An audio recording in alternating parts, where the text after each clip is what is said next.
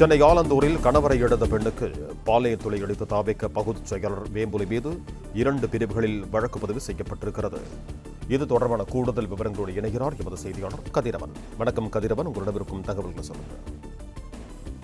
ஆலந்தூர் வடக்கு பகுதி செயலராக இருந்தவர் வேம்புலி. இவர் மீது பெண் ஒருவர் கொடுத்த புகாரின் அடிப்படையில் பாலியல் தொல்லை, பெண் வன்கொடுமை தடுப்புச் சட்டம் உள்ளிட்ட பிரிவின் கீழே பரங்கிமலை போலீசார் வழக்கு பதிவு செய்திருக்கிறார்கள்.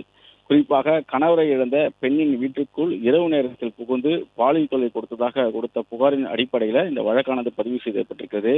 தொடர்ச்சியாக கணவரை இழந்த பெண்ணுக்கு செல்போனில் ஆபாசமாக குறுஞ்செய்தி அனுப்பியதோடு வீட்டில் அவர் தனியாக இருப்பதை அறிந்து கொண்டு 2 தினங்களுக்கு முன்பு நள்ளிரவு நேரத்தில் அவர் வீட்டுக்குள் சென்று வேம்புலி பாலியல் தொல்லை கொடுத்திருக்கிறார். இதனையடுத்து அப்பெண் கூச்சலிட்டதும் வேம்புலி தப்பி சென்றதாகவும், பின்னர் பரங்கிமலை காவல் நிலையத்தில் அளித்த புகாரின் அடிப்படையில் வேம்புலி மீது பெண் வன்கொடுமை தடுப்புச் சட்டம், பாலியல் தொல்லை உள்ளிட்ட பிரிவின் கீழே வழக்கு பதிவு செய்திருக்கிறார்.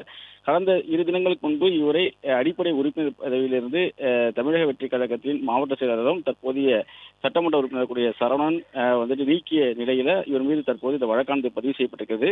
தலைமறைவாக இருக்கக்கூடிய வேம்புலியை போலீசார் தேடி வருவதாகவும் போலீசார் தரப்புல தகவல் தெரிவிக்கப்பட்டிருக்கிறது. பிளே ஸ்டோர் மற்றும் ஆப் ஸ்டோரில் இருந்து பாலிமர் செயலியை QR கோடு மூலம் பதிவிறக்கம் செய்யுங்கள். செய்திகளை உடனுக்குடன் பெறுங்கள்.